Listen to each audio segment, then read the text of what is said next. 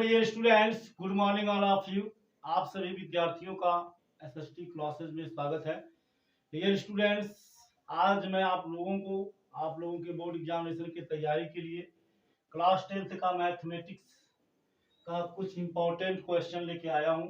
सिर्फ 2 क्वेश्चन लिए हैं और डियर स्टूडेंट्स, इन दोनों में से एक प्रश्न 100% फंसेगा, तो इसे आप शुरू से अंत तक देखिएगा और हो सकता है दोनों प्रश्न फंस जाए या दोनों में से कोई एक, क्योंकि इस तरह का प्रश्न आपको यकीन ना हो तो वीडियो देखने के बाद आप पेपर से मिला लीजिएगा। बोर्ड एग्जामिनेशन के इस तरह का प्रश्न आता है, तो इसे मिस मत कीजिएगा और शुरू से अंत तक देखिएगा, आपके समझ में 100% आएगा।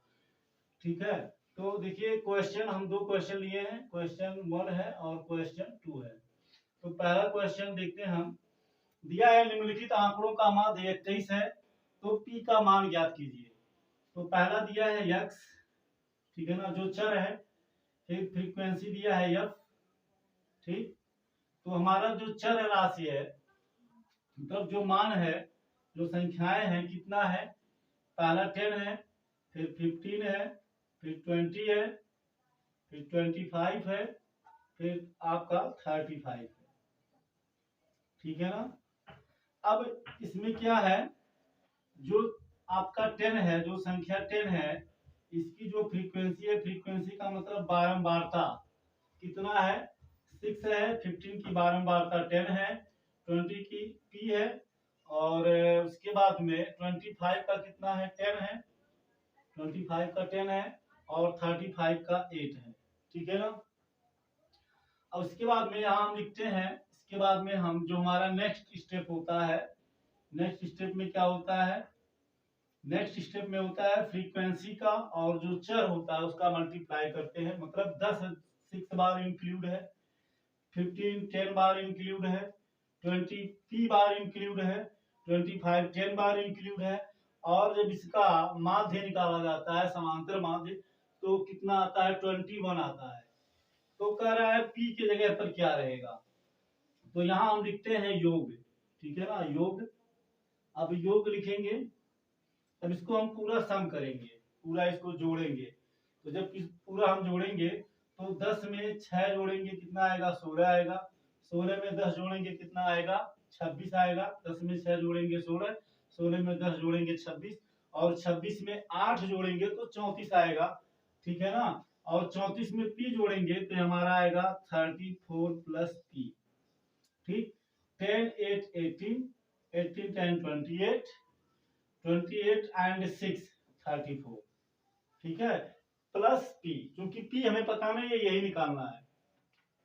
अब इसका इसमें हम मल्टीप्लाई करेंगे, तो 10 का मल्टीप्लाई 6 में करेंगे, कितना है? 10 6 जा 60। यहाँ लिखेंगे f इंटू x।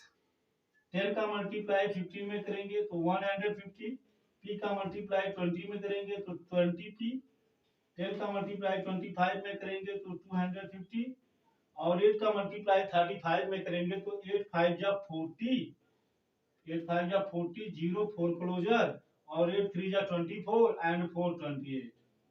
ठीक, 8 5 40, 0 4 हासिल हो गया, और 8 8 3 24 में 4 जोड़ दिया, 28 280 हो गया।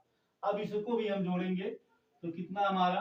60 है, फिर कितना है? 150 है, फिर कितना है? 250 है, फिर कितना है? 280 है। इसको जोड़ेंगे, ये 0 आ गया यहाँ। फिर देखो 6 में 5 जोड़ेंगे 11, 11 में 5 जोड़ेंगे 16, 16 में 8 जोड़ेंगे 24, 4 2 हासिल हो गया, 2 2 4 1 5 2 7, तो हो गया 740। कितना हो गया? 740। फिर इसमें जोड़ेंगे कितना? धन, कितना हो जाएगा? 20p। तो ये हो गया हमारा। ठीक है ना। अब हमें करना क्या है? अब हमें ये करना है, समांतर माध्य इसका दिया है। क्या दिया है? समांतर माध्य। तो समांतर माध्य यहाँ लिखे इसलिए समांतर माध्य x बार, चूंकि x बार बराबर क्या होता है? सिग्मा एफ एक्स अपान सिग्मा एफ। ठीक है ना, सिग्मा एफ एक्स अपान sigma F. Sigma F x का मतलब एफ एक्स के सभी पदों का योग, और सिग्मा एफ का मतलब एफ के सभी पदों का योग। तो सिग्मा एक्स का वैल्यू दिया है, कितना दिया है? 21 दे दिया है। ठीक है, समांतर माध्य 21 दे दिया है तो यहाँ हम 21 लिख देंगे बराबर सिग्मा एफ एक्स का मान कितना दिया है 740 प्लस जो हम लगाए सिग्मा एफ एक्स के सभी पदों का योग यही आया 740 प्लस 20 आया, तो इसी सिग्मा एफ एक्स की जगह पे लिख देंगे 740 प्लस क्या है 20 पी है, ये हो गया 20 पी अपान, इसके बाद में सिग्मा एफ का कितना आया 34 प्लस पी, तो हो गया 34 प्लस पी। ठीक है, 21 का अपान 1 हम लिख सकते हैं क्योंकि 1 का डिवाइड 21 में करेंगे वही आएगा।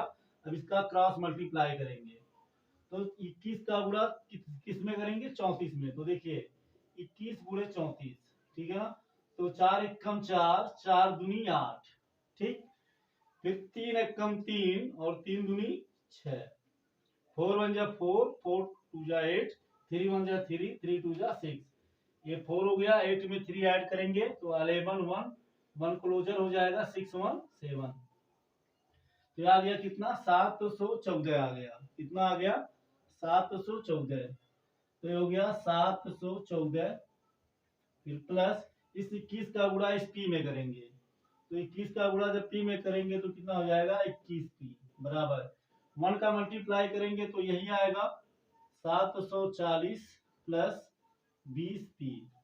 अब करेंगे क्या, देखो इस पी को हम इधर ट्रांसपोजिशन करेंगे पक्षांतर, और ये जो अंक है इसका पक्षांतर करेंगे इधर, तो हमें मिल जाएगा 21 पी माइनस 20 पी बराबर 740 माइनस 714, ठीक है। अब इसके बाद में देखो 21 पी से 20 पी जाएगा तो 1 पी बचेगा और 1 लिखा नहीं जाता, नहीं लिखेंगे, बराबर 21 पी से 20 पी जाएगा 1 पी, तो 1 लिखिए या मत लिखिए कोई बात नहीं है। अब यहाँ से हासिलेगा 10 होगा, 10 से यहाँ देखिए 740 से 716 को घटाएंगे, यहाँ से क्लोजर रहेगा तो 10 होगा, 10 से 6 जाएगा तो 4, यहाँ 3 बचा, 3 से 1 जाएगा तो 2, ठीक है ना, तो 1 मिनट, ये 14 है, 14 है, कितना है 14, तो यहाँ 14 लिख दिए, तो क्लोजर लिया 10, 10 से 4 गया कितना आया 6 आया, 3 से यहाँ 3 बचेगा, और इस 3 से जब 1 जाएगा तो कितना बचेगा 2, और 7 से 7 जाएगा कैंसिल, तो P बराबर कितना आ गया 26 आ गया। ये हो गया हमारा आंसर। कहने का मतलब है ये जो आंकड़ा है इस दिए गए आंकड़े में अगर P की जगह पर 26 रख दिया जाए तो इस पूरे आंकड़े का समांतर माध्य कितना आएगा 21 आएगा, ठीक है ना। तो चलिए आप इसका स्क्रीनशॉट ले लीजिए, इसके बाद में हम नेक्स्ट क्वेश्चन को देखते हैं, क्वेश्चन नंबर 2 को। आई होप आप इसे अच्छे से समझ गए होंगे, आपके समझ में आ गया होगा। क्वेश्चन नंबर 2 की ओर बढ़ते हैं। डियर स्टूडेंट्स, टॉपिक बड़ा ही अच्छा था और है, और यकीन मानो आपके बोर्ड एग्जाम में बहुत ही हेल्पफुल होने वाला है, क्योंकि कभी कभी दोनों आ जाता है और कभी कभी दोनों में से कोई एक तो हर साल आता है 6 नंबर में आता है, तो इसलिए इस दृष्टि से बहुत ही महत्वपूर्ण है। क्वेश्चन नंबर 2 दिया है, निम्नलिखित बारंबारता बंटन का समांतर माध्य ज्ञात कीजिए।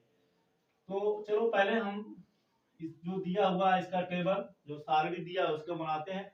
पहला है वर्ग अंतराल, वर्ग अंतराल, इसके बाद में क्या है बारंबारता है, तो बारंबारता हो गया। देखिए वर्ग अंतराल को प्राय हम यक्ष से डिनोट करते हैं क्योंकि चर होता है, और जो बारंबारता है इसको फ्रीक्वेंसी, इसको प्राय हम यफ से डिनोट करते हैं, ठीक है ना।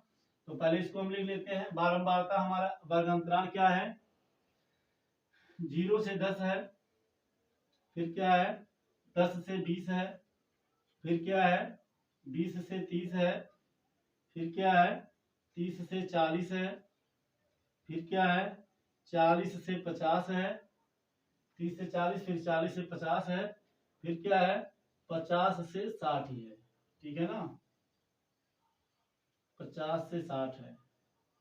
अब देखो 0 से 10, इसका मतलब ये हुआ 0 से 10 के बीच कुल कितनी संख्याएं इंक्लूड हैं 7 नंबर है, तो ये 7 हो गया, ठीक। 10 से 20 के बीच कुल कितनी संख्याएं सम्मिलित हैं 14, तो ये हो गया 14। फिर 20 से 30 के बीच में कितनी संख्याएं सम्मिलित हैं? 28। तो 28 हो गया। 30 से 40 के बीच कितनी है? 26। तो 26 हो गया। फिर 40 से 50 के बीच कितनी है? 16। तो 16 हो गया। फिर 50 से 60 के बीच कितनी है? 9। तो 9 हो गया। ठीक है, ये हो गया जो गिवन क्वेश्चन है। ठीक, अब इसके बाद हम क्या करेंगे? मध्यमान निकालेंगे। क्या निकालेंगे? मध्यमान हमारा वर्ग अंतराल से निकलता है, तो मध्यमान निकालेंगे। ठीक, इसको, ये मध्यमान हो गया। और मध्यमान को प्राय वर्ग अंतराल दे रखा है, तो यहाँ x से डिनोट ना करके हम यहाँ कर देते हैं। ठीक है ना, चूंकि मध्यमान हमारा यहीं से निकलेगा, तो इसलिए यहाँ नहीं करेंगे, हम मध्यमान निकालते समय x का यूज करेंगे। ठीक, ये याद रखिएगा। अब इसके बाद में क्या है? अब इसके बाद बहुत इजी है, यहाँ हम लिख देते हैं कुल योग। कुल योग स्टेप समझिएगा, कठिन नहीं है, बिल्कुल इजी है, आसानी से इसको आप कर सकते हैं। अब मध्यमान निकालेंगे, तो मध्यमान में होता क्या है? ये जो हमारा वर्ग अंतराल है, ये हमारा पहला पद निम्न पद होता है, और ये क्या होता है? उच्च पद होता है। तो दोनों को जोड़ेंगे और फिर 2 से भाग देंगे। तो 0 में 10, इस तरह से देखिए, 0 में हमने 10 जोड़ दिया, 2 से भाग दे दिया, तो 10 आया। 10 में 2 से भाग दिए तो 5 आया, तो 5 हो गया। फिर इसी तरह से 10 को 20 में जोड़ेंगे, 2 से भाग देंगे तो 30 आएगा। 30 में 2 से भाग देंगे तो 15 आएगा, तो यहाँ 15 लिख देंगे। फिर इसी तरह से 20 को 30 में जोड़ेंगे तो 50 आएगा। ठीक है, और 50 में 2 का भाग देंगे तो 25 हो गया। फिर 30 में 40 को जोड़ेंगे, 70 आएगा। 70 में 2 से भाग देंगे तो 35 हो जाएगा।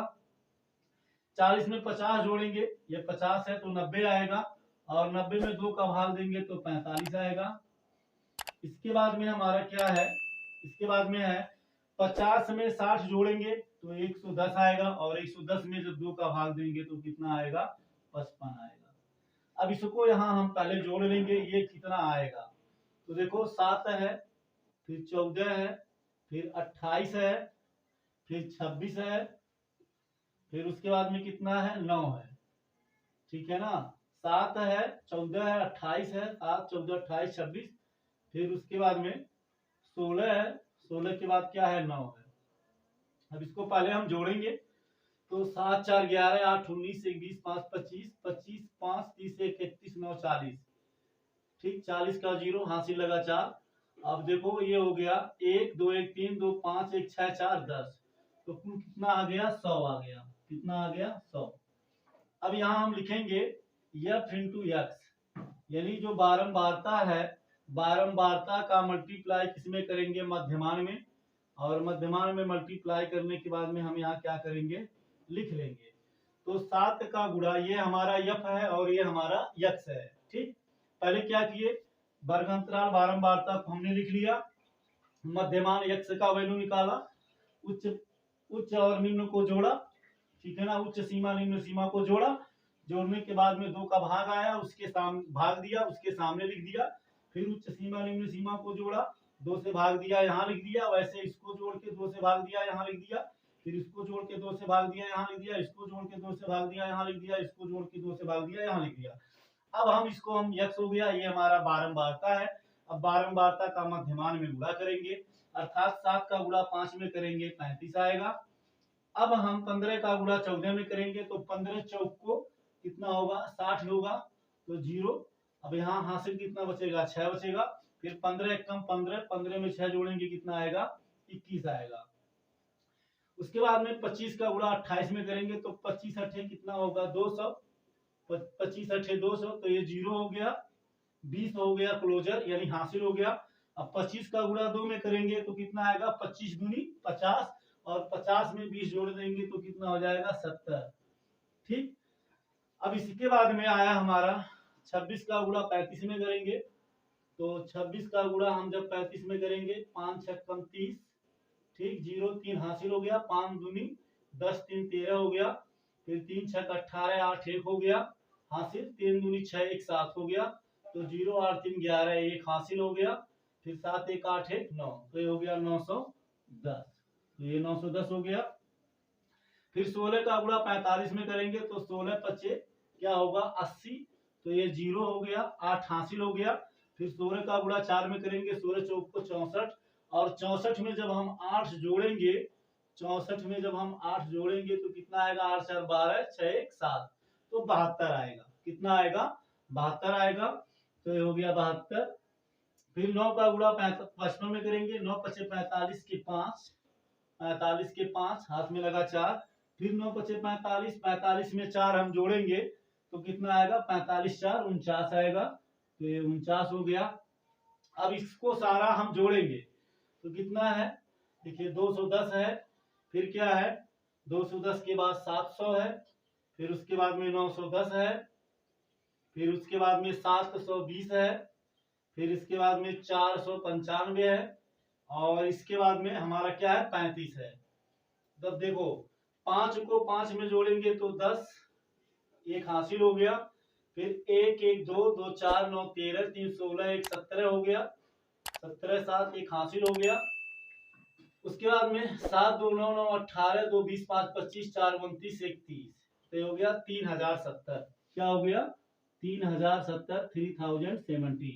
अब हमें बारंबारता निकालनी है, तो इसलिए यक्स बार बराबर क्या होगा, यक्स बार बारंबारता बराबर होता है सिग्मा यफ यक्स अपान सिग्मा यफ, ठीक है ना, सिग्मा यफ यक्स अपान सिग्मा यफ।